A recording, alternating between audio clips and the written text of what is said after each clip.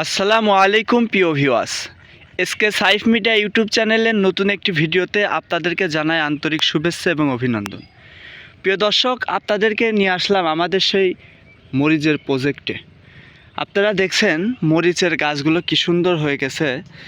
লাগানোর পরে আজকে প্রথম মরিচের জমিতে সেচ দিচ্ছি।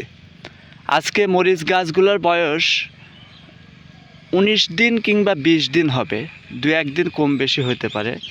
আপনাদেরকে যদি একটু দেখাই, দু একটি গাছে না, প্রায় 90% গাছেই মরিচের ফুল চলে আসছে। প্রিয় দর্শক, আপনারা খেয়াল করলে দেখতে পাবেন, এই গাছটাও দেখেন, প্রত্যেকটা গাছেই প্রায় ফুল চলে আসছে মাত্র 20-21 দিন বয়সে। আশা করতে পারি 40 থেকে 45 দিনে প্রথম হারভেস্ট করতে পারবো। প্রিয় দর্শক, যারা মরিচ চাষ করছি এই সময়টা একটা জিনিস খেয়াল রাখবেন, অতিরিক্ত পরিমাণ কুকরির হাত থেকে বাঁচতে গেলে জমির মাটি সবসময় ভেজা থাকা লাগবে। 5 থেকে 7 দিন পর পর সেচ দেওয়া লাগবে।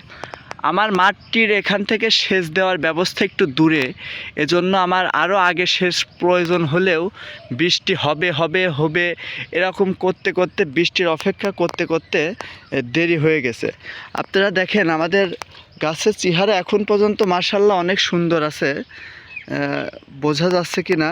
আর গাছের মধ্যে লাল শাক এবং সবুজ শাক লাগানো হয়েছিল, এ কারণে শাক এখন আমরা উঠাই নাই বলে নিড়ানি দিয়ে সম্পূর্ণ পরিষ্কার করে দিতে পারি নাই। আগামী পানি দেওয়ার পরে 2-3 দিনের মধ্যে শাক উঠায় ইনশাল্লাহ আমরা পুরা ভুঁই পরিষ্কার করে দেব, তখন আপনাদেরকে নতুন আর একটি ভিডিও আকারে দেওয়া হবে। প্রিয় দর্শক, আমাদের মরিচ গাছের বয়স আজকে দিয়ে 20 থেকে 19 দিন বা 21 দিনও হতে পারে। এ পর্যন্ত আমরা একটিও স্প্রে করি নাই। তো আমাদের এখনও কোনো রকম রোগ বা পোকার আক্রমণ দেখা যাচ্ছে না, এই কারণে আমরা স্প্রে করি নাই।